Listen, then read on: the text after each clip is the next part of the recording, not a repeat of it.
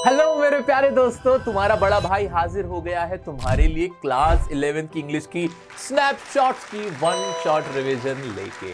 आज हम स्नैपशॉट्स के जो चैप्टर्स हैं उनकी स्टोरीज को अच्छे से पढ़ेंगे, समझेंगे, उनके इंपॉर्टेंट क्वेश्चंस को बढ़िया से कर लेंगे। एग्जाम में क्या पूछा जाता है सब कुछ अच्छे से बता दूंगा। अगर तुमने हॉर्नबिल के चैप्टर्स और उनकी पोएम्स की वीडियो नहीं देखी, बना रखी है तुम्हारे भाई ने, कमेंट में उनका लिंक पिन कर दूंगा, उनकी जो भी पीडीएफ है उनका लिंक पिन कर दूंगा। तुम खुश रहो, टेंशन मत लो।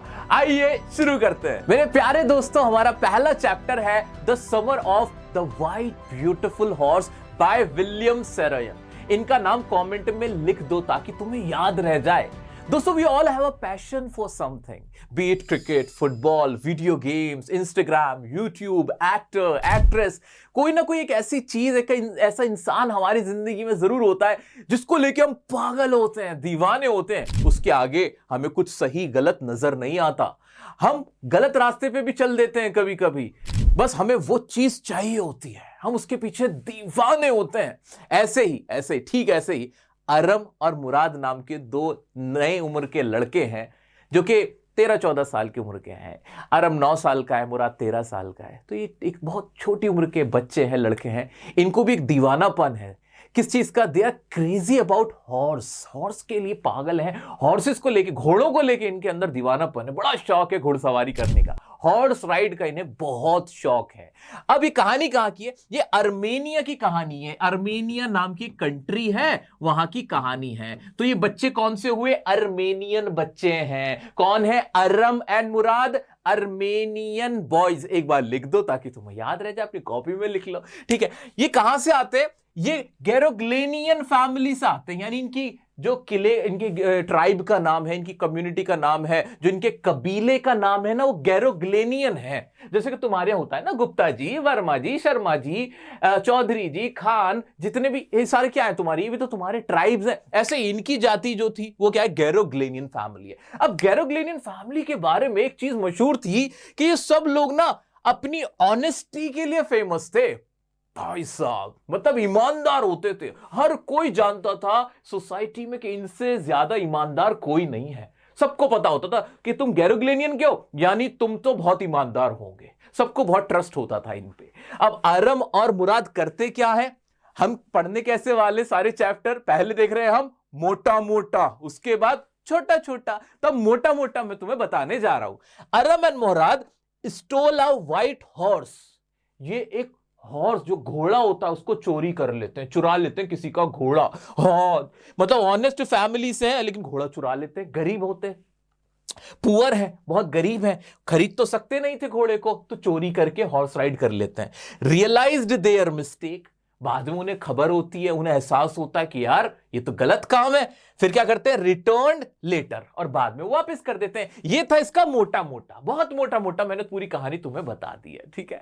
अब आगे बढ़ते हैं, जो तुम्हें पता ही होना चाहिए। आओ तुम्हें अरम और मुराद से मिलवाता हूं। आओ अरम और मुराद से मिलवाता हूं। पहले मिलते हैं मुराद से। मुराद कौन है? 13 साल का लड़का है। 13 साल का ना, ऐसा कोई तुम्हारा दोस्त है, तुम्हारा कजिन है जो तुमसे ज्यादा शातिर है। तुम जितने शातिर हो ना भाई, तुमसे ज्यादा शातिर वो है। वो डरता नहीं है, कांड पहले करता है, सोचता बाद में है। और उसके साथ होता भी है, वो कर्म भी करने जाएगा ना तो कांड कर देता है। दूसरा, उसके पास हर चीज का हल होता है। Like he has got solution of everything. उसको हर चीज से हैंडल करना आता है। इंसानों को भी हैंडल कर लेता है, जानवरों को भी हैंडल कर लेता है। वो इस तरह का होता है, थोड़ा क्रेजी सा नहीं होता। ऐसा ही मुराद क्या है? क्रेजी है, बहुत थोड़ा दीवाना सा है, जुनूनी सा है। Handles the horse efficiently. वो हॉर्स क्या, वो एनिमल्स और ह्यूमंस को एफिशिएंटली हैंडल करना जानता है और काफी एडवेंचरस है। कैसा है? एडवेंचरस। उसे मजा आता है नई नई चीजें करने में। अब तुम लगा लो, तुम कौन हो, मुराद हो या अरम? अब अरम की बात करते हैं। अरम की उम्र कितनी है? वो है 9 इयर्स का, उससे छोटा है। वो कैसा है? इमेजिनेटिव है, ऑब्जर्वेंट है और कॉशियस है। वो थोड़ा सा कम एडवेंचरस है, थोड़ा सोचता ज्यादा है, चीजों को नोटिस करता है, अपने प्रिंसिपल्स को नहीं भूलता है। तो वो कौन है? हमारा अरम। अरम सीधा सादा बच्चा, शरीफ बालक है। उसकी भी लेकिन इंटरेस्ट उसके भी पूरे हैं, उसके भी डिजायर्स हैं, लेकिन वो थोड़ा डरता है, भी छोटा भी तो है। लेकिन मुराद का मोराल हमेशा हाई रहता है। आ जाते हैं और कौन है इसके अंदर? एक अंकल खुसरो है, यानी चाचा हैं अरम एंड मुराद के। वो कैसे? वो काफी इरिटेटेड है, बहुत नकचड़े हैं, एक्सेंट्रिक, सनकी से, फायरी हैं, गुस्से में रहते हैं, इम्पेशेंट टेम्पर है उनका, विद अ मैसिव मुस्टैच, उनके बड़े काले बाल हैं बहुत सारे, और उनकी बड़ी बड़ी मूछें हैं। ये है अंकल खुसरो। ठीक है, इतना क्लियर हो गया? हाँ सर, इतना क्लियर हो गया, इतना तो हमें समझ में आ गया। अब इसकी जल्दी से ना आप हमें पूरी समरी समझा दीजिए। मेरा बच्चा इतना सबको क्लियर है? एक बार कमेंट में लिख लो, अपनी कॉपी में लिख लो, ताकि तुम्हें ये कंठस्थ हो जाए। कंठस्थ? सर आपको तो हिंदी भी आती है। हाँ हाँ, कंठस्थ का मतलब याद करना, याद हो जाए अच्छे से। आ जाओ, चलो अब देखते हैं पूरी कहानी है क्या। आइए। Aram and Murad are two poor boys of Armenian Garoghlanian family. ये तो हमने देख लिया था कि अरम एंड मुराद क्या है, दो गरीब बच्चे हैं एक अर्मेनिया नाम की कंट्री के गैरोग्लेनियन फैमिली के, which is known for their honesty, जो कि फेमस है अपनी ऑनेस्टी के लिए। वो परिवार आ जाते हैं, ये दोनों क्या है, कजिन्स हैं आपस में। ऑन अर्ली मॉर्निंग, एक सुबह क्या होता है, Murad came with a white horse. Murad invited Aram for a horse ride. Horse took Aram to vineyard and threw him off and ran away. अब जब अरम की बारी आती है, वो कहता है मैं अकेले घुड़सवारी करूंगा, तो घोड़ा उसको बिठा के ले जाता है और उसे आगे जाके फेंक देता है और खुद अलग चला जाता है। तो वहीं गिरा रह जाता है और घोड़ा कहीं चला जाता है। अब मुराद आता है, मुराद ढूंढने निकलता है, वो कहता है कि मुझे ना इस वक्त तुम्हारी परवाह नहीं है, I am concerned about the horse, क्योंकि लोग जगने वाले हैं। घोड़ा इधर उधर कहीं चला गया तो क्या होगा, क्योंकि वो 1 महीना पहले उस घोड़े को एक फार्मर से चुरा कर लेके आया था। तो अगर कोई देख लेता या फार्मर को उसका घोड़ा मिल जाता तो फिर पता चल जाता कि ये चोरी मुराद ने की थी। फिर क्या होता है, वो आधे घंटे के अंदर इधर उधर ढूंढ के मुराद और अरम घोड़े को ढूंढ लेते हैं वापस से। और अब मुराद क्या करता है, Murad got horse and hid him in deserted vineyard. अब मुराद क्या करता है, चुपचाप से जाके एक विनयर्ड के अंदर, एक तरह के बागीचा समझ लो, जहां कोई आता नहीं है, डिजर्टेड है, खाली पड़ा रहता है, वहां उसको छुपा देता है। अब आगे की कहानी, आगे क्या होता है जी। They did horse riding for 2 weeks. 2 weeks तक वो हॉर्स राइडिंग करते हैं, उसमें सीखते हैं, इंजॉय करते हैं उसको। बट एक दिन जॉन बायरो, अंकल्स फ्रेंड, अब जॉन बायरो नाम का एक आदमी आता है। कौन? जॉन बायरो नाम का एक आदमी आता है। वो क्या करता है, अब जो कि उनके जो चाचा होते हैं, अरम के चाचा का नाम क्या है, क्या नाम है उनके चाचा का? हमने अभी देखा था, अंकल खुसरो। क्या थे? अंकल खुसरो। अंकल खुसरो का जो दोस्त होता है जॉन बायरो, वो आते हैं अरम के घर पे to talk uncle Khosrove. Khosrove की स्पेलिंग एक बार सही कर लेना, खुसरो की स्पेलिंग ये है, ठीक है। हाँ, खुसरो अंकल कैसे हैं? इरिटेटेड हैं, लाउड हैं, हमें पता ही है, एक्सेंट्रिक है, बहुत ज्यादा फायरी हैं, शॉर्ट टेम्पर्ड हैं, उनसे मिलने आते हैं। तब जॉन बायरो क्या कहता है, Aram told Murad about John Byro and suggested to return horse after learning riding. अब जॉन बायरो क्या होता है, वो फार्मर होता है जिसका घोड़ा मुराद ने चुराया होता है। वो आके अंकल खुसरो से कहता है कि मैंने यार $60, कितने? $60 मैंने खर्च करके घोड़ा खरीदा था और वो घोड़ा मेरा चोरी हो गया है। इस पर अंकल खुसरो जानते हो क्या बोलते हो? कहते हैं कौन सी बड़ी बात हो गई, क्या बड़ा नुकसान हो गया, घोड़ा ही तो था, हमारी तो घर जमीनें सब कुछ चली गई, हम तो तब भी यहीं बैठे हुए। वो क्योंकि वो थे ही ऐसे, हर बात पे कहते थे तो क्या बड़ी बात हो गई, कौन सा नुकसान हो गया, वो ऐसे ही चीखने लगते हैं। जिसपे तो नाराज होके जो जॉन बायरो वो चला जाता है वहां से। लेकिन ये बात कौन सुन लेता है? अरम सुन लेता है। वो बात मुराद को बताता है। मुराद opposed and said they are not thieves and will return horse after 6 months. कहता है यार ऐसे ऐसे जॉन बायरो आए थे और हम गैरोगिलियन फैमिली से हैं, हम ऑनेस्टी के लिए जाने जाते हैं, हमें ना घोड़े को वापस कर देना चाहिए। लेकिन उस पर मुराद कहता है कि नहीं नहीं नहीं, कोई बात नहीं, हम कौन सा उसको बेचेंगे, 6 महीने बाद हम वापस कर देंगे। फिर क्या होता है, one day at the hidden spot they met Bairo. He examined horse and thought it was a twin horse. ये सबसे मजेदार बात होती है। एक दिन एक जगह ये घोड़ा घुड़सवारी कर रहे थे, वहां पे क्या कौन मिलता है, जो जॉन बायरो होता है वो टकरा जाता है। कौन टकरा जाता है?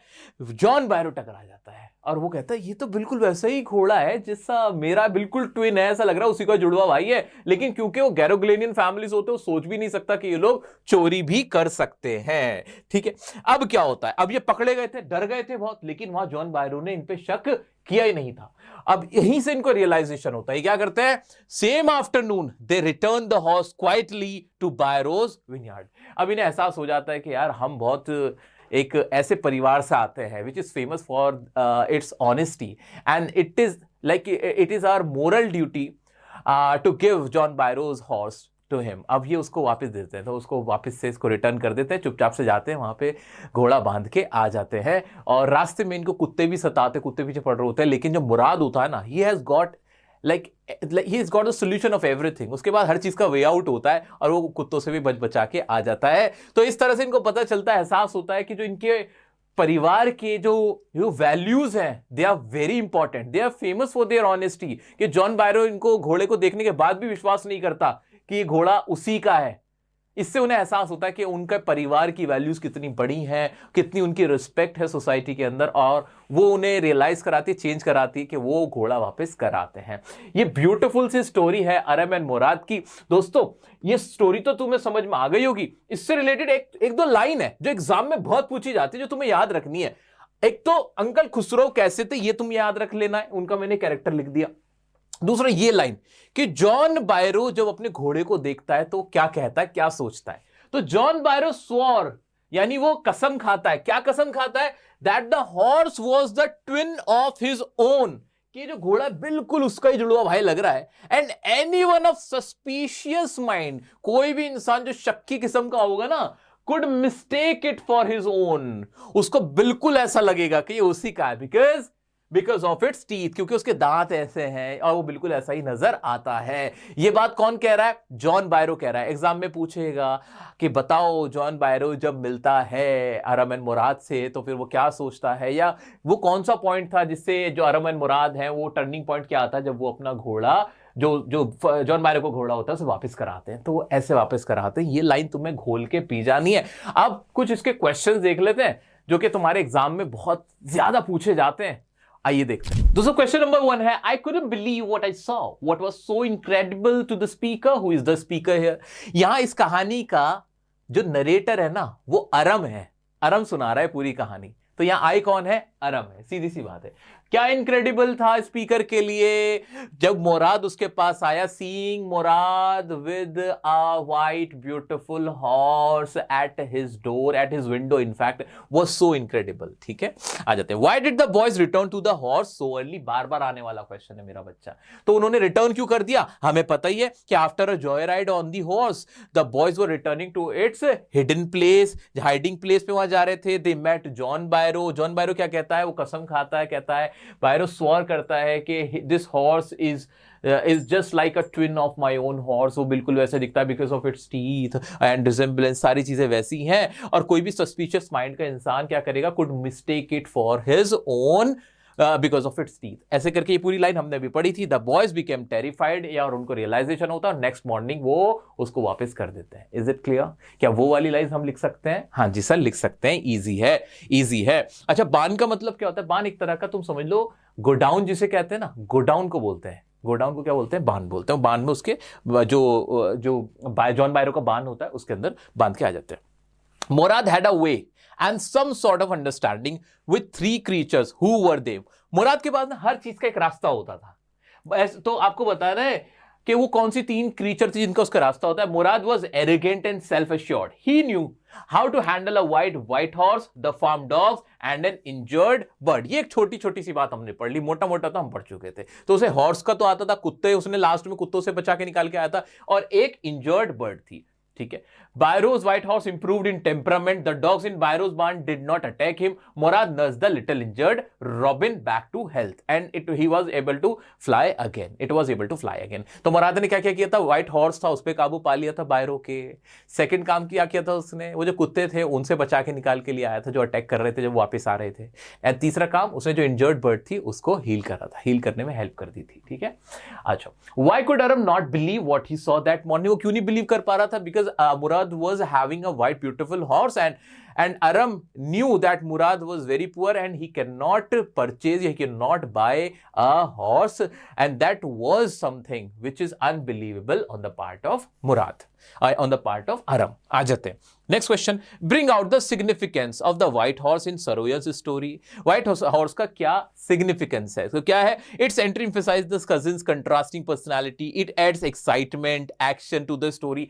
ये जो स्टोरी में क्या डाल रही है? एक्साइटमेंट आ रहा है, एक्शन आ रहा है, थ्रिलिंग लग रही है, ब्यूटीफुल लग रही है. We kept reading to find out when and how the boys would return the horse. ठीक है, finally it is worth its rightful honour. As a result it dominates the entire story. तो white horse का क्या क्या role था पूरा उसमें बता रखा है कि स्टोरी कैसी है, क्या सिग्निफिकेंस है व्हाइट हॉर्स का. तो हमने देख लिया कि सिग्निफिकेंस क्या है, कि उसी व्हाइट हॉर्स की वजह से स्टोरी में एक्साइटमेंट आता है, उसमें क्यूरियोसिटी बढ़ती है, स्टोरी इंटरेस्टिंग बनती है. And it also serves a purpose. It also serves a purpose of teaching a lesson of honesty to everyone. Correct? हाँ, या टू रीडर तक भी पहुंच जाएगा. ठीक है. Compare and contrast the characters of Murad and Aram. बता देंगे मुराद कैसा था, अरम कैसा था, हमने देख रखा है. मुराद कैसा था जल्दी जल्दी कमेंट में बता दो. बिना मैं बताऊंगा नहीं, एग्जाम तुम्हारा है, मैं बता चुका हूं. तुम सोच सोच के कमेंट में आप पॉज करके लिखो कि मुराद कैसा था और अरम कैसा था. क्या मैं आगे बढ़ जाऊं? हाँ सर, आगे बढ़ जाइए. The narrator's uncle Khusro was known to be a crazy fellow. Give a few instances of his craziness. तो अंकल खुसरो कैसे थे, क्रेजी थे? कुछ इंस्टेंसेस बताओ. जॉन बायरो वाला इंस्टेंस है, when John Byro told Uncle Khusro that he has lost his horse which he purchased for $60. He says that, yeah, he said that. अगर present में लिखना चाहते हो तो ही सेज दैट, पास्ट में पूरी कहानी बताना चाहते हो तो ही सेड दैट. तो ही सेड तो उन्होंने क्या किया था, it's not a harm, it's not a big harm, don't pay attention to it, ऐसे करके बोला था, है ना. Which made John Byro annoyed. वो क्या हो गया था, annoyed हो गया था. ये वाली बात हमने एक तो हमने देखी थी. He was naturally enraged, he was easily irritated. और क्या हुआ था, बार्बर शॉप पे जब गए थे, his house was once on fire and his son dashed to the barber shop to deliver the bad news, but he paid no serious attention to it and wrote it is no harm, pay no attention to it. तो एक बार इनका घर जल गया था, तो इनका बेटा जब इन्हें बताने गया तो ये बार्बर की दुकान पे, तो कहा कोई बहुत बड़ी बात नहीं, कोई दिक्कत नहीं है. When John mentioned his stolen horse, he became irritated and walked out of the room. He was surely a peculiar character. ठीक है, आ जाओ जी. नेक्स्ट है, why did the boys not want to return the horse immediately, did their wish fulfil. वो क्यों नहीं वापस करना चाहते थे? Because they had a desire of a horse ride. They had a desire of a horse ride. Next question है कि why did the boys not want to return the horse immediately? Did their wish fulfill? वो immediately उसको वापस क्यों नहीं करना चाहते थे जब जॉन बायरो की बात भी पता चल गई थी? क्योंकि वो इसलिए नहीं वापस करना चाहते थे because they wanted to learn how to ride a horse properly. उनको हॉर्स राइडिंग बढ़िया से सीखनी थी. क्या उनकी विश फुलफिल हुई? नहीं, क्योंकि उन्होंने तो 6 मंथ का प्लान किया था और उनको हॉर्स तभी के तभी देना पड़ गया था. Why was the narrator both delighted and frightened at the same time? जो नरेटर था वो डिलाइटेड, खुश भी था और फ्राइटेंड भी था सेम टाइम पे. क्यों था? क्योंकि घोड़ा देख के तो वो बहुत खुश हो गया था, लेकिन उसे ये नहीं पता था कि ये स्टोलन हॉर्स है. वो जानता था ये स्टोलन हॉर्स ही होगा ऑफ कोर्स, तो इस वजह से वो बहुत ज्यादा terrified भी था. The narrator was delighted at the magnificence of the horse.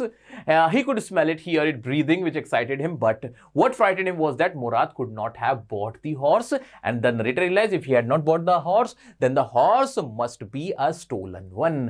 So मुराद कहीं ना कहीं चुरा के लेके आया, उसको पता चल चुकी थी ये बात. What did John Byro perceive about the horse after it was returned? John Byro ने क्या हॉर्स के बारे में बोला जब उसको मिला? तो वो क्या बोलता है? After the horse was returned, John Byro said that the horse was stronger than ever. पहले से ज्यादा stronger है, better tempered है. It was so because children loved the horse and had taken care of it. Moreover, it had exercise without the weight of the surrey. अब क्या था इसमें, जो जब जॉन बायरो को वापस अपना घोड़ा मिलता है ना, वो कहता है कि वो पहले से ज्यादा स्ट्रॉन्गर है, पहले से ज्यादा टेम्पर्ड है, मतलब सिखा दिया गया है. क्योंकि जो बच्चे थे उन्होंने हॉर्स को ज्यादा प्यार किया था, वो सिर्फ उसका इस्तेमाल नहीं कर रहे थे, उसका ख्याल भी रख रहे थे. तो दोस्तों प्यारा सा चैप्टर था. इसकी इंपॉर्टेंट लाइंस, क्वेश्चंस, कैरेक्टर्स, सब कुछ मैंने तुम्हें अच्छे से सिखा दिया है. बिल्कुल टेंशन मत लेना. और एक और बात अभी से बताता हुआ चलता हूं. ये रहा मेरा इंस्टाग्राम अकाउंट, यहां मुझे कनेक्ट करके रखना. कोई डाउट आता है, कुछ चेक कराना है, कुछ भी है, तो वहां पे एक बार आप मुझसे कनेक्ट करके रह सकते हो. दूसरी चीज, इसी का पूरी आपकी 11th की इंग्लिश का मैं लाइव लेक्चर भी लूंगा, लाइव सेशन भी लूंगा जस्ट बिफोर योर एग्जामिनेशन. तो अपनी अपनी एग्जाम की डेट भी मुझे भी बताते हुए चलना. ठीक है, बढ़ते हमारे नेक्स्ट चैप्टर की तरफ, जो कि है दी एड्रेस. दोस्तों कुछ ना तुम्हारी ना मन पसंदीदा चीजें होंगी जो तुमने संभाल के रखी होंगी, जैसे कि तुम्हारी पहली साइकिल, तुम्हारा कोई खिलौना, तुम्हारी मनपसंद शर्ट, वो तुम्हारी घड़ी, तुम्हारे चश्मे, जिनसे तुम्हें बहुत लगाव है, बहुत प्यार है, तुम उन्हें देख के खुश होते हो. तुम्हारे दादाजी ने, तुम्हारी नानी जी ने तुम्हें कुछ गिफ्ट दिया था, मामा जी ने कुछ गिफ्ट दिया था जो तुमने बड़ा संभाल के रखा हुआ है. ठीक है, वो चाहे पुराना भी हो जाए, कोई फर्क नहीं पड़ता, फिर भी तुम उसे अपने पास रख के खुश होते हो, उसे देखकर खुश होते हो. कभी कभी हम अपना फोन बेचते नहीं है. क्यों नहीं बेचते? पुराना होने के बाद भी नहीं बेचते हैं, क्योंकि हमारी उससे ना यादें जुड़ी हुई होती हैं. जानते हो तुम्हें वो चीजें पसंद नहीं है, उन चीजों से जो यादें जुड़ी हुई हैं, इसलिए तुम उन्हें पसंद करते हो, उन यादों से तुम्हें प्यार है। अगर वो यादें ना हो तो वो चीजें कूड़ा है, वो बेकार है, उनसे तुम्हें कोई फर्क नहीं पड़ेगा। बिल्कुल ऐसी ही एक कहानी है, चैप्टर का नाम है दी एड्रेस, जो कि लिखा है मार्गा मिन्को ने। किस चीज के ऊपर है ये, किस चीज के ऊपर है? वॉर हुई थी। वॉर कौन सी वॉर हुई थी? वॉर वर्ल्ड वॉर 2 के जमाने की बात है, जब यहूदियों को निकाल लिया जा रहा था, चुन चुन के मारा जा रहा था, तब की बात है। तो वॉर में एक लड़की होती है जो कि अपना घर, अपना सामान, अपनी माँ का सामान सब कुछ छोड़ के वहां से चली जाती है, भागना पड़ जाता है। और वो सामान किसी को दे देते हैं, अपनी पड़ोसन को, वो दे के चली जाती है। अब क्या होता है, पड़ोसन भी नहीं, उनके जानने वाली होती है, वो उनकी पहचान की होती है, उनको दे देते हैं। अब वो सारा सामान, उसका मन में एक तमन्ना उठती कि मैं अपने घर का सामान, मेरी उसकी माँ मर जाती है लड़की की, तो अपनी माँ का सामान लेने, अपने घर का सामान लेने वापस से वो जाती है। और उसी के ऊपर है कि फिर वो सामान उसे मिलता है कि नहीं, फिर उसे उनसे लगाव रहता है कि नहीं, उसके ऊपर ही है। तो दोस्तों प्यारे सा ये चैप्टर है। इसके लिए मैं सबसे पहले और सबसे इंपॉर्टेंट जो तुम्हारे लिए है, वो मैं तुम्हें वो लाइन पहले करा देना चाहता हूं। ये घोल के पी के जाना एग्जाम में। वॉर के ऊपर सवाल जरूर आएगा कि वॉर से क्या नुकसान होता है, क्या फायदा होता है। War destroys the humanity and brings destruction. War क्या लाती है? डिस्ट्रॉय कर देती है ह्यूमैनिटी और डिस्ट्रक्शन लाती है। एक बार ये लाइन लिख लो अपनी कॉपियों में हर जगह। War wreaked havoc on her not only material but also emotional life.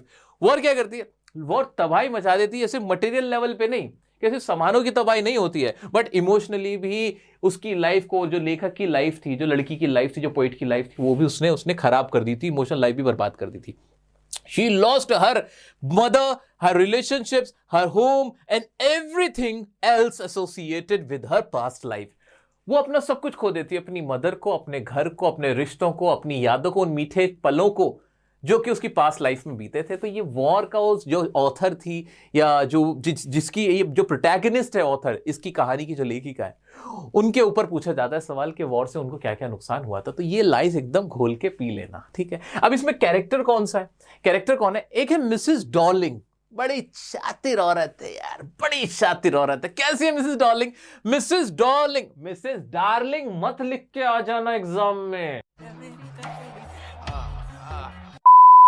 Mrs Darling was a dishonest, dishonest मतलब बेईमान है, विकेड है, मतलब सनकी सी है, wicked nature and greedy lady, लालची एक नंबर की। She thought that her friend's daughter came back alive to claim her mother's articles. ये लाइन घोल के पी जाना मिसेस डॉर्लिंग के बारे में। उसको लगता है कि उसकी जो फ्रेंड की जो बेटी थी वो आ गई है वापस से, वॉर से बचा के आ गई है, जबकि she was supposed to be dead. उसे लगा था मर गई होगी, वो बच कैसे गई, कैसे सरवाइव कर गई, कैसे स्केप कर गई, और वो अपना सामान वापस लेने आई है, क्लेम करना आई है। तो ये कौन सोच रहा है? ये मिसेस डॉर्लिंग, जो कि बिल्कुल भी डार्लिंग नहीं है। She is not darling at all, she is a very very very crook lady. Okay, so दोस्तों अब क्या है इसकी कहानी, आइए पढ़ते हैं मेरा बच्चा। Writer rings the bell of Mrs Dorling 46 Marconi street. ये इंपॉर्टेंट वर्ड है, कीवर्ड एग्जाम में डाल के आना। एड्रेस जो है Marconi street, 46 Marconi street, address ही चैप्टर का नाम है। राइटर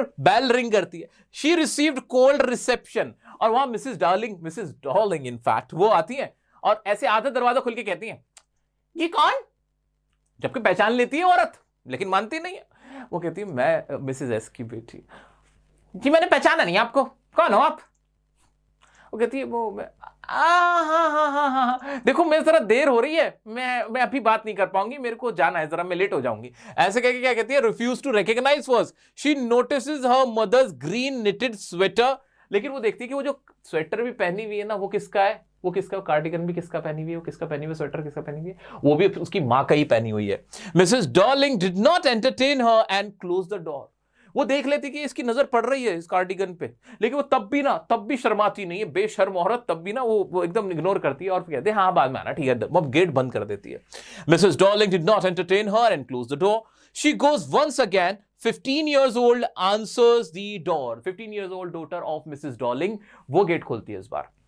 वो वापस से जाती है वहां, तब तो चली जाती है, फिर वापस जा रही है तो फिर भी उसके दिमाग में आता नहीं यार, एक बार तो मैं अपनी माँ की यादें हैं उन्हें देख के जाऊंगी। Mrs Darling was not at home. Daughters invites the author inside the house. Mrs Darling घर पे नहीं होती है और डॉटर उसको घर में बुला लेती है। तो daughter was like she was nice, she was nicer than her mother, वो अपनी मदर से तो थोड़ा ज्यादा स्वीट थी, वो अच्छे से पेश आती है। She notices the things of her mother and other belongings of her, वहां बैठे हुए सामान देखती है कि यार ये वाले तो ये तो बर्तन वो हैं, ये चम्मच तो वो हैं जो मेरे थे, मेरे घर का सामान रखा हुआ है तो मेरी मदर लाई थी वहां से, अरे अरे ये तो कैंडल है, जो कैंडल का लैंप है, वो जो स्टैंड है, अरे तो वो है, ये सारे सामान वो क्या देख रही होती है, वहां पे नोटिस कर रही होती है। फिर क्या होता है, She could not connect with them as it brought back the memories of past. उसकी जो डॉटर होती है, जो कि उसकी तरह थोड़ी सी ब्रॉड बैक की होती है, थोड़ी सी मतलब हैवी सी होती है, लंबी चौड़ी सी होती है, वो उसकी डॉटर उससे जो बातें करती है, पूछती है, हंसी मजाक भी करती है, लेकिन वो सारा सामान देखने के बाद भी ना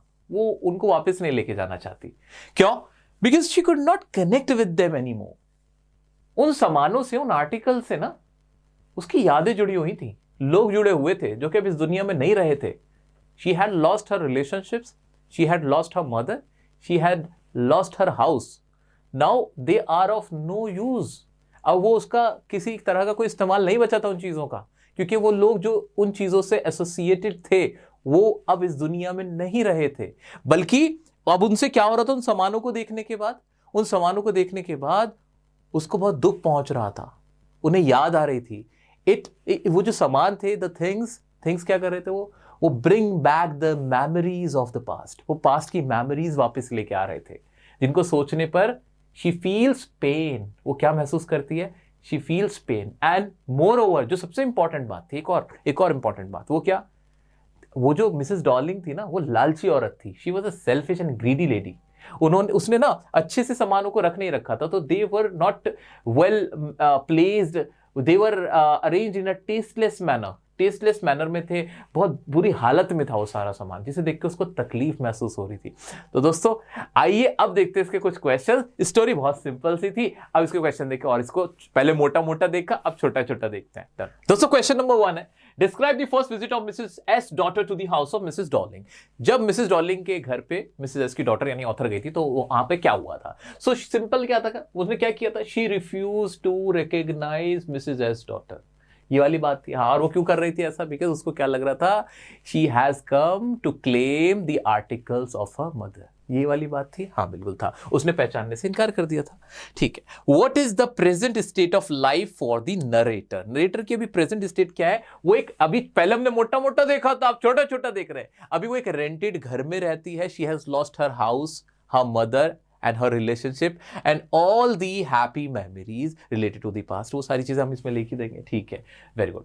What was the narrator's reaction as she found herself in front of her old household things? उसको कैसा लगा था, उसको बहुत ज्यादा बुरा फील हो रहा था, बिकॉज वो जो सारी चीजें थी, they were not arranged in a proper manner, they were arranged in a tasteless and strange environment वहां पे था, तो उसको अच्छा नहीं लग रहा था। ठीक है, who was Mrs. Darling? Why did she visit Mrs. S house frequently? Mrs.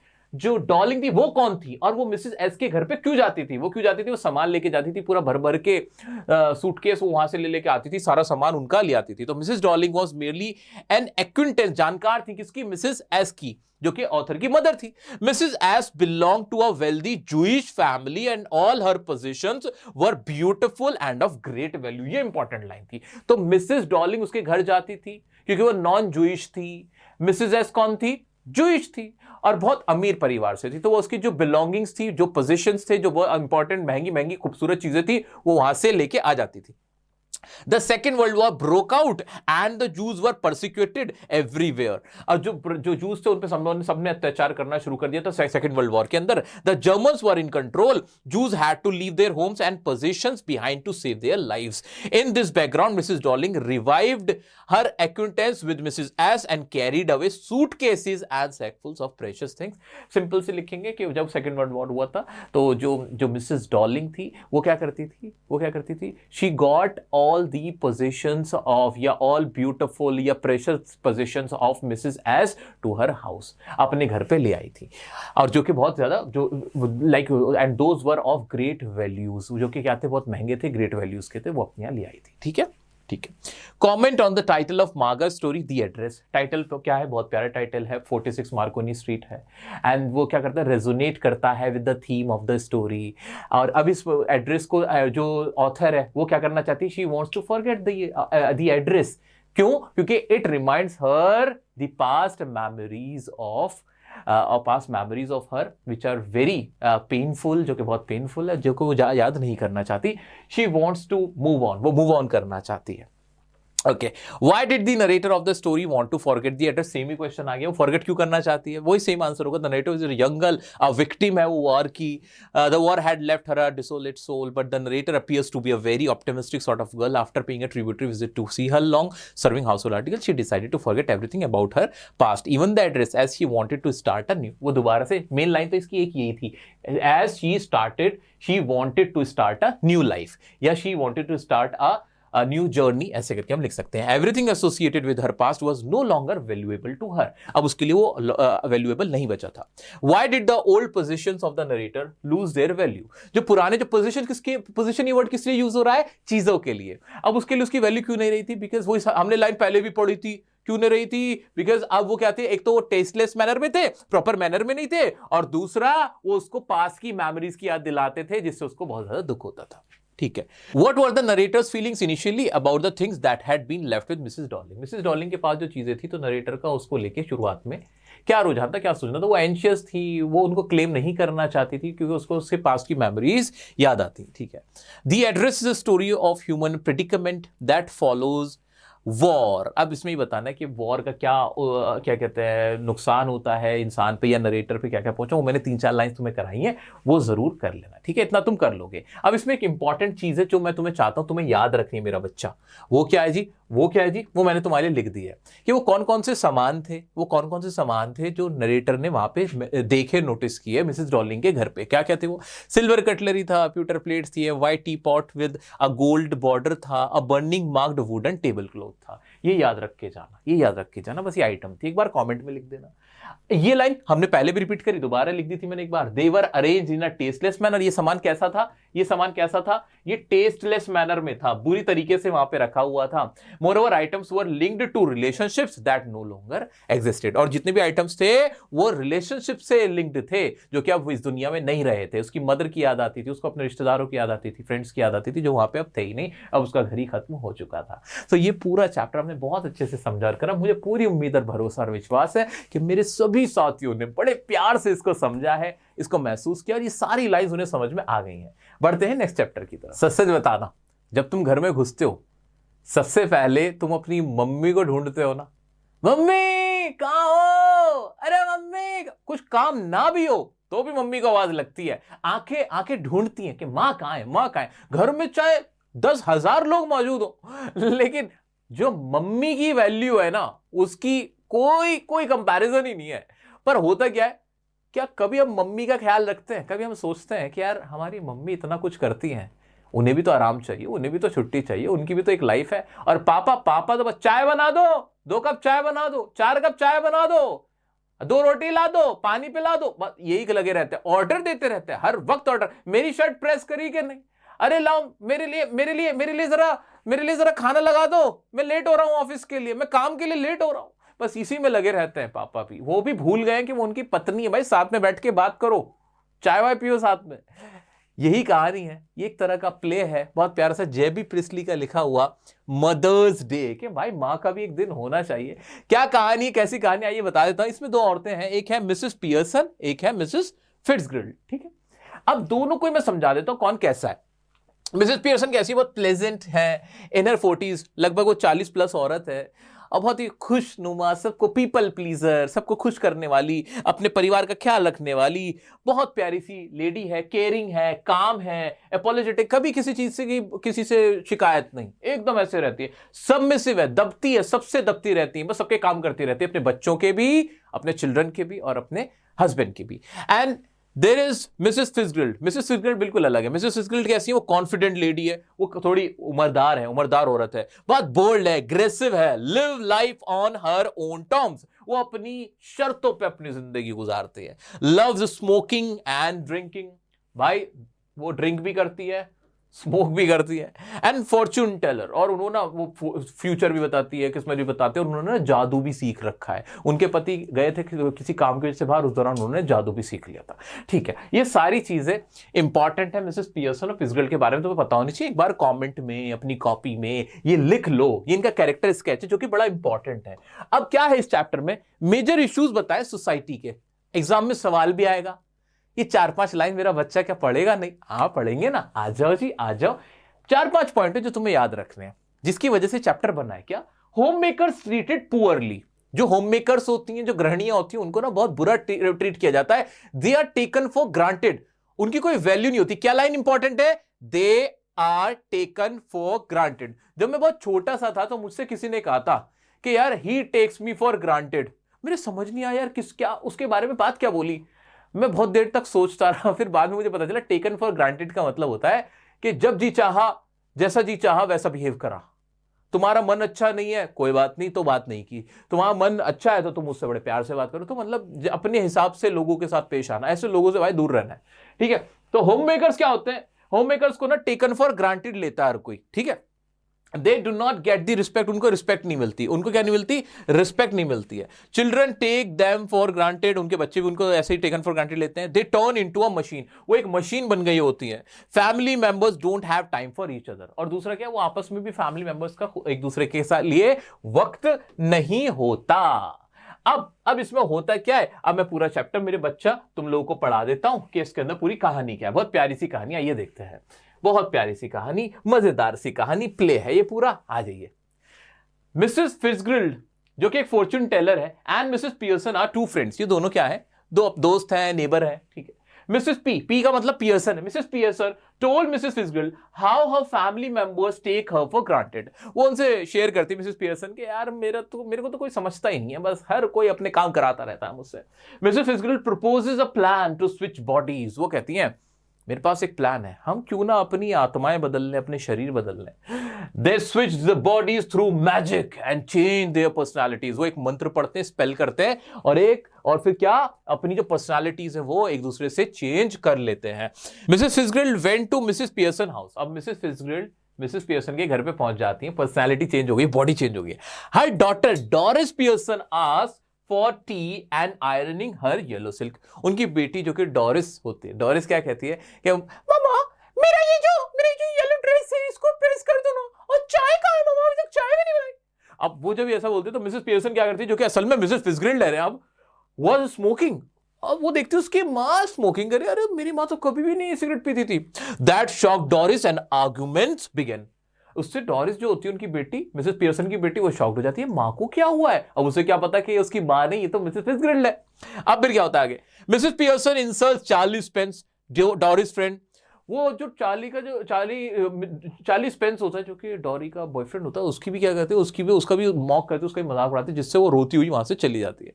अब क्या बारी आती है साइरिल की, जो कि डोरिस का ब्रदर है, इनका बेटा है। Enters asking for tea and food and got annoyed. वो भी कहता है मम्मा मेरे को चाय दे, मम्मा कहां पर हो मम्मा, अरे चाय क्यों नहीं बनाया, खाना भी नहीं बना, भूख लग रही, क्या कर रही हो। वो ऐसे खाना मांगता होता है, मुझे बहुत भूख लग रही है मम्मा, ऐसा खाना मांग रहा होता है। उसको भी कहती है मैं नहीं बना रही, जाओ। उसको भी इग्नोर कर देती है, मना कर देती है। जॉर्ज पियर्सन, अब उनके हस्बैंड आते हैं मिसेस पियर्सन के, enters shock to see his wife day drinking, he also got annoyed for no tea. अब वो आते हैं, उनके हस्बैंड आते हैं, वो भी देखते हैं कि यार ये चाय वाय तो बना नहीं रही है, और ये तो दिन में ही ड्रिंक कर रही है, ये कैसे करने लगी, ये तो ऐसा नहीं करती थी ना, ऐसे ये स्मोकिंग करती थी ना ऐसे ड्रिंकिंग करती थी, ये तो दिन में ड्रिंकिंग कर रही है।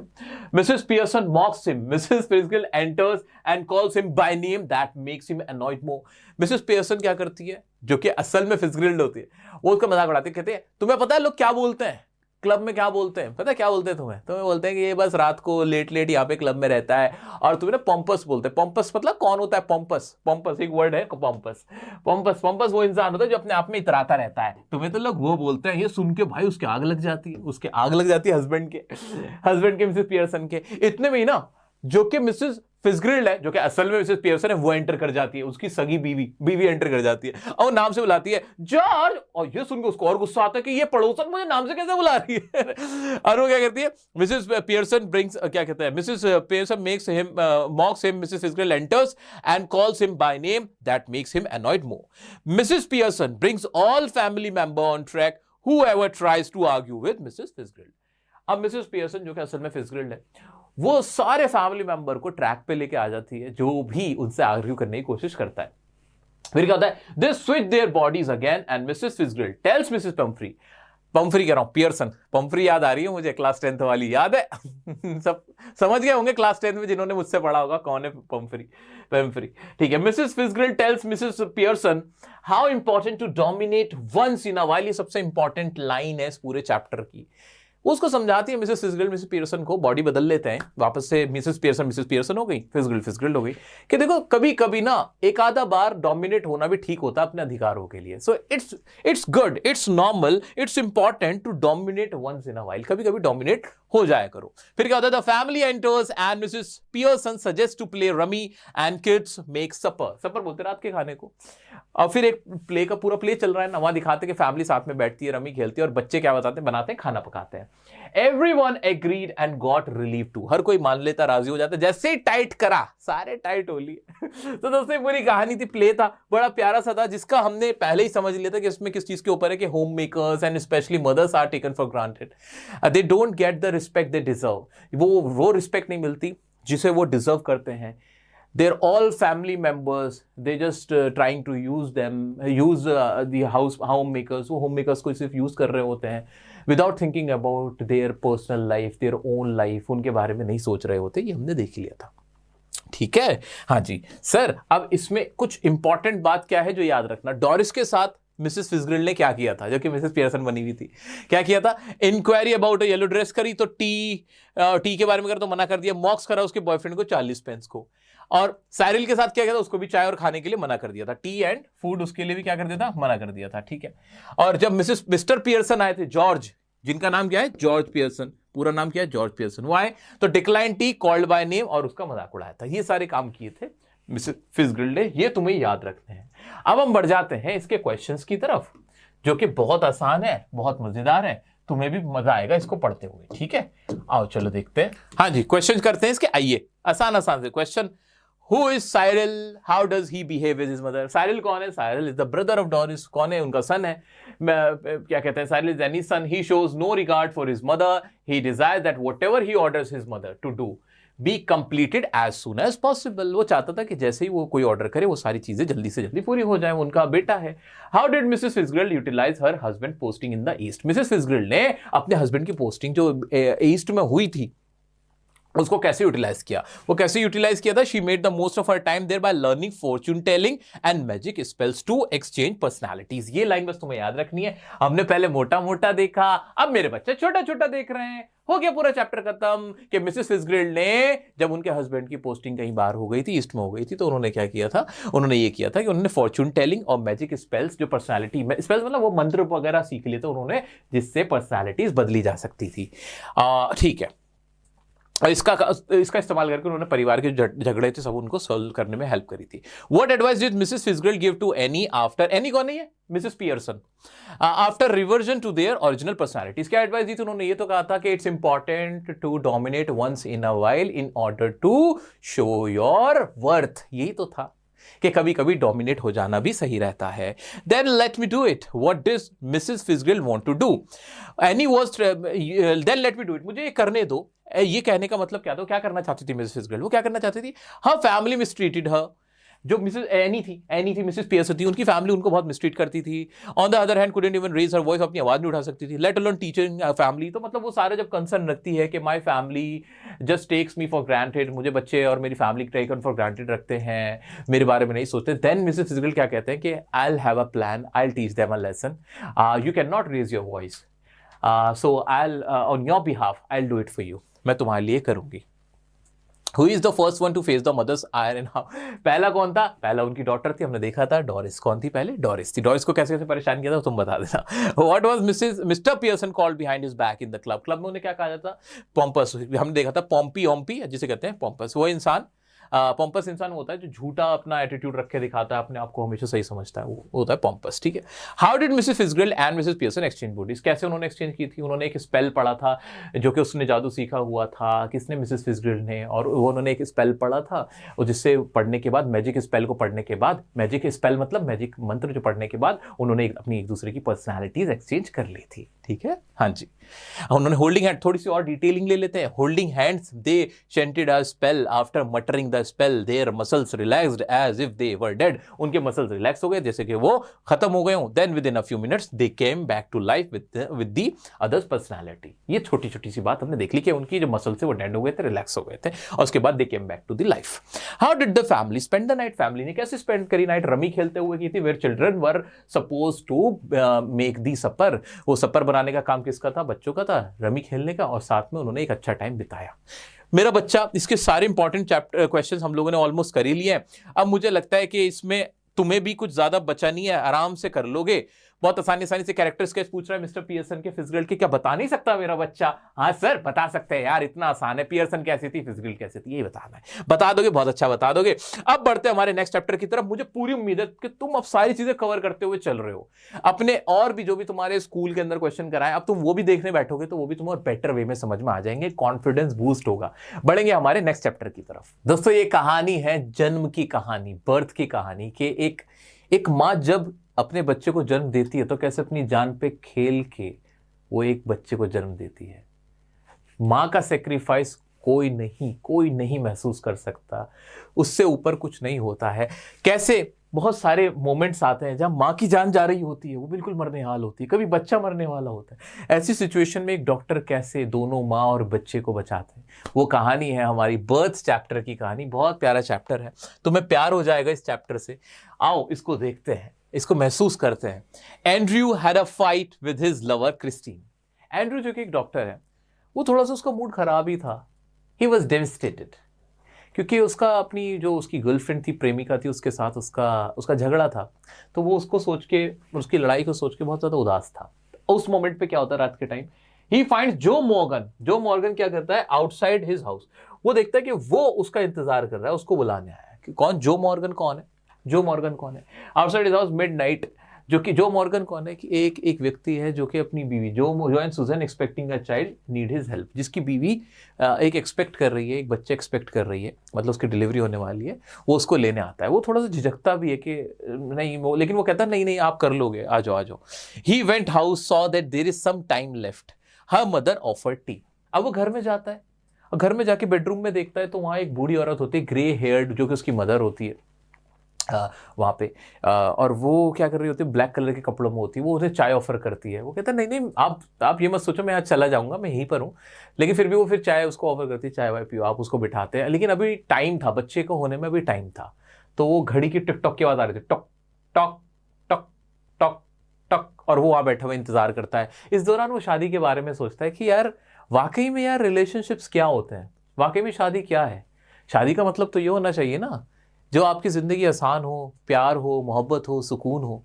लेकिन शादियों में ये सब कुछ क्यों नहीं है? वो अपनी जो उसकी प्रेमिका थी, उसकी जो लवर थी क्रिस्टीन, उसके बारे में सोच रहा होता है। उसकी आंखों में उसका चमकता हुआ चेहरा दिखाई दे रहा होता है। उसको सोच रहा होता है बस कि यार प्यार होना चाहिए। कैसे उसके दोस्तों की शादियां भी नहीं चल रही हैं, उनके बीच भी लड़ाइयाँ हो रही हैं। वो ये सब कुछ सोच रहा है बैठा हुआ। He went house, saw that there is some time left.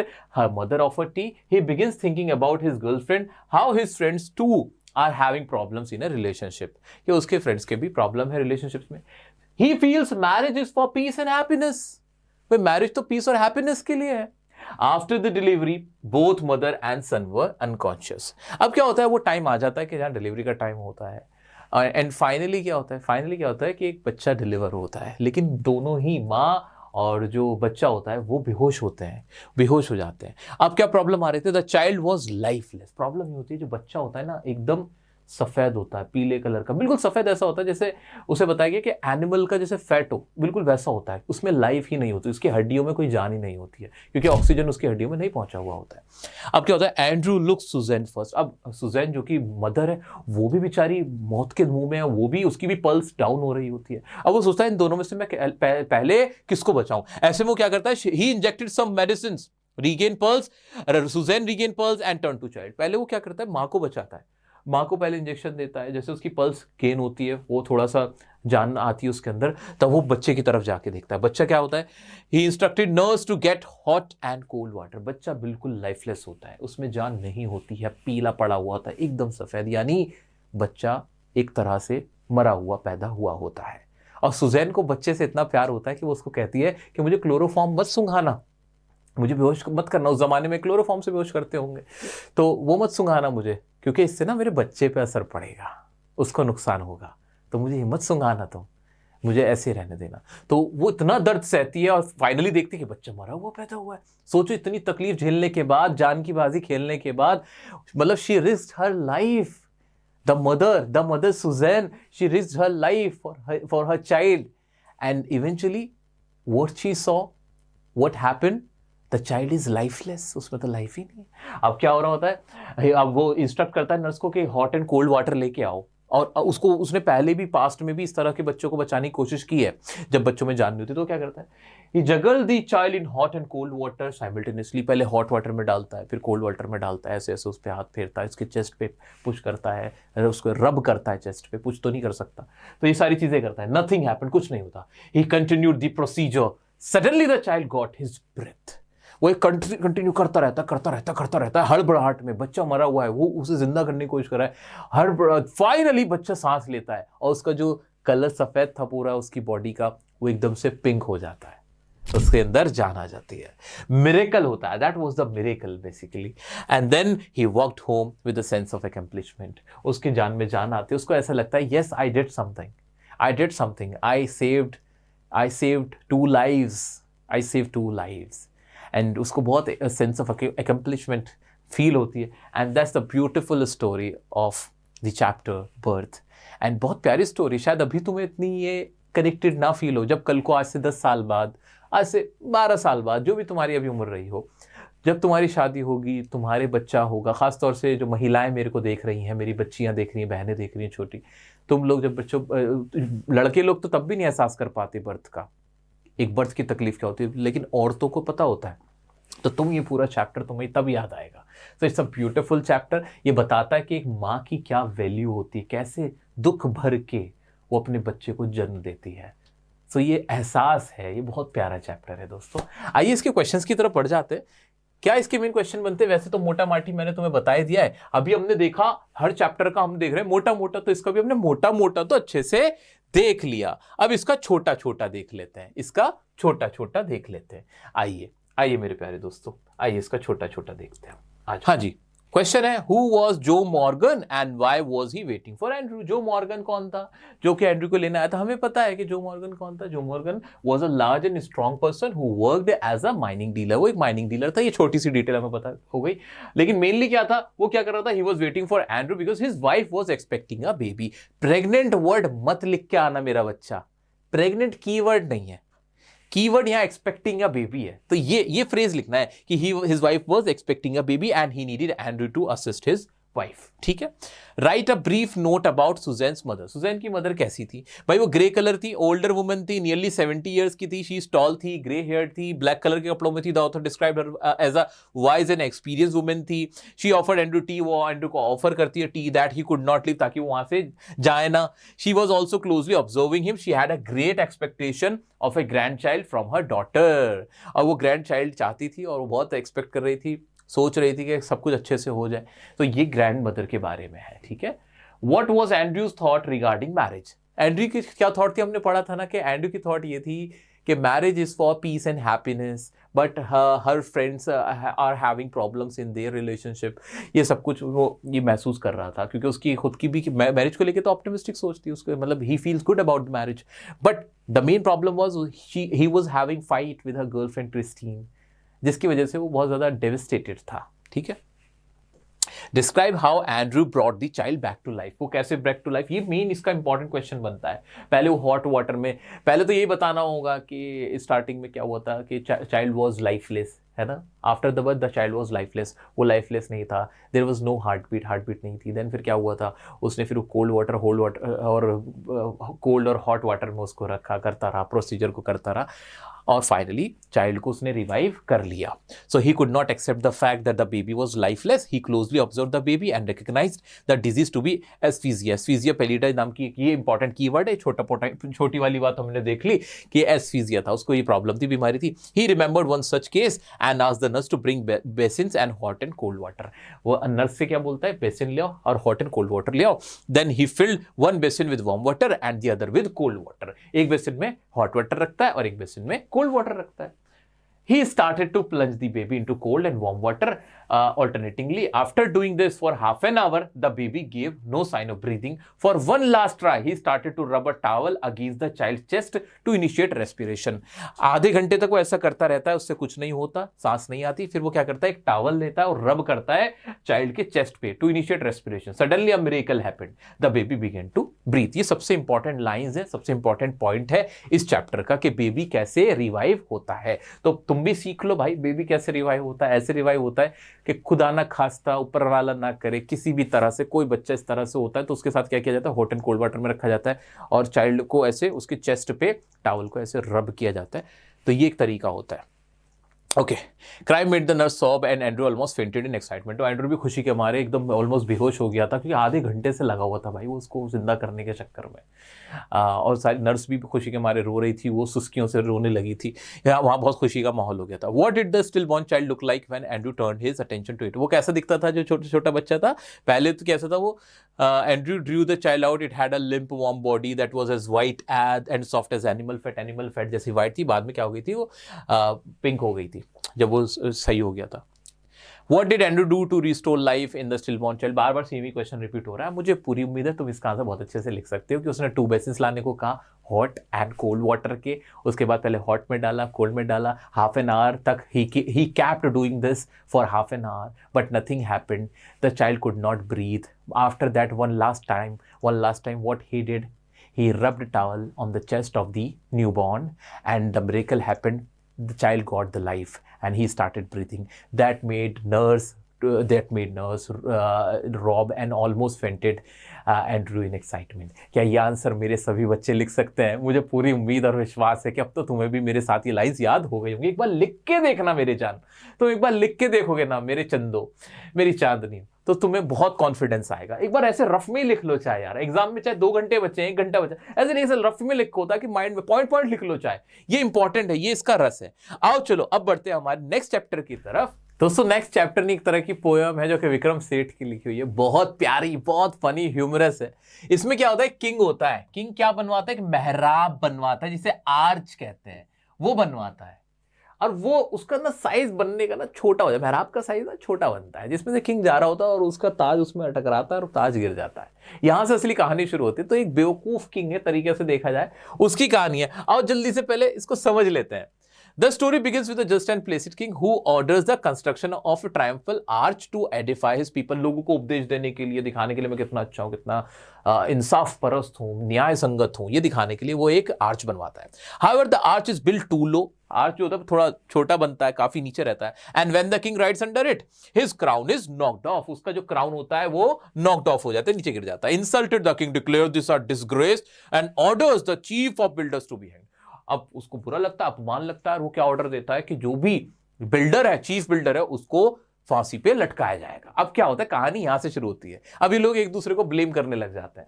What follows is a series of blame shifting. The chief of builders blames the workmen who blame the masons. जो चीफ ऑफ बिल्डर होता है वो masons जो मिस्त्री होता है उस पर बात डाल देता है. Who blame the architect, मिस्त्री आर्किटेक्ट पे बात डाल देता है.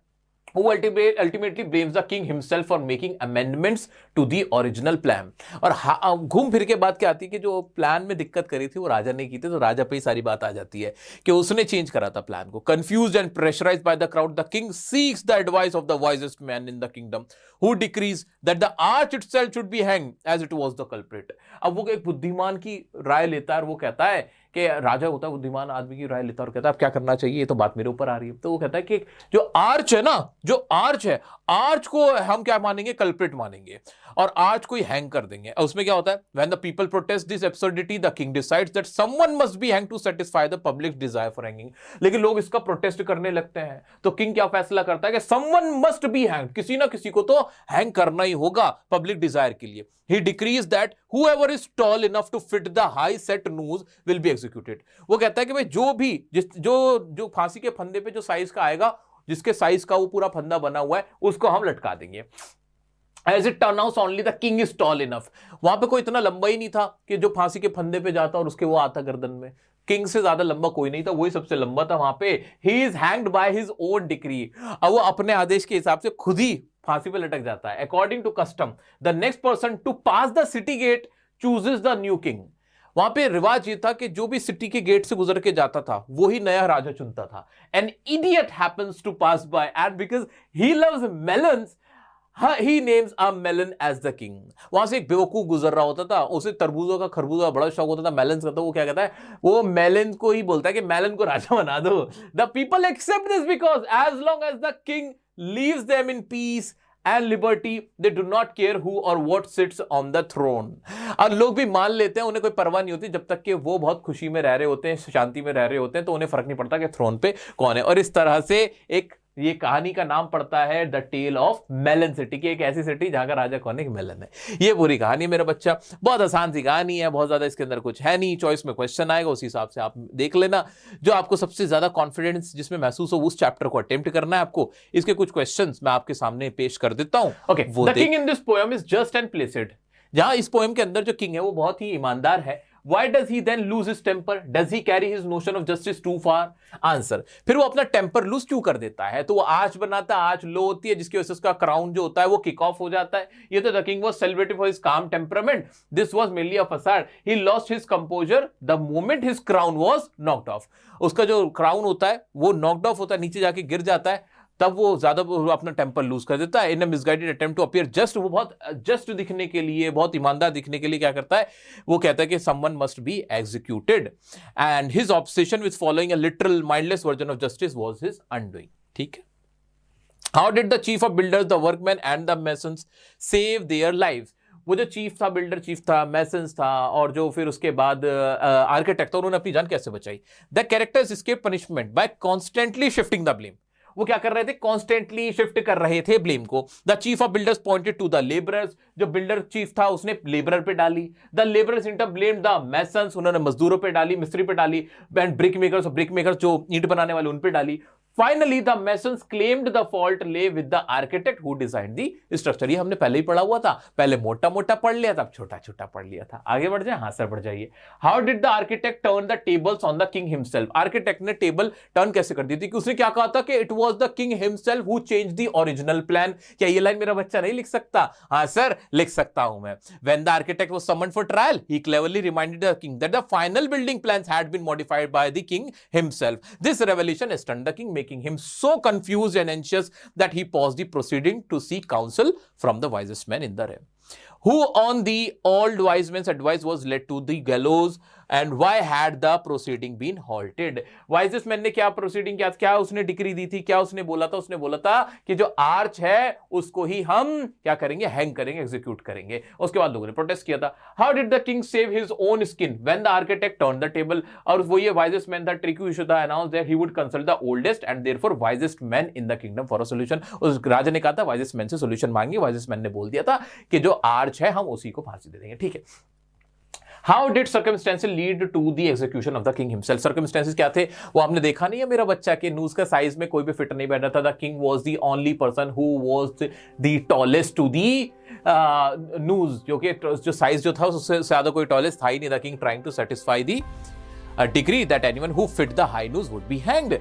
Ironically, the king was the only person tall enough to fit perfectly for the news. ठीक है, इतना क्लियर हो गया? हाँ जी सर, ये सब हमने आराम से देख लिया था. तो मेरा बच्चा ये सारी फाइल्स मैं आपको दे दूंगा.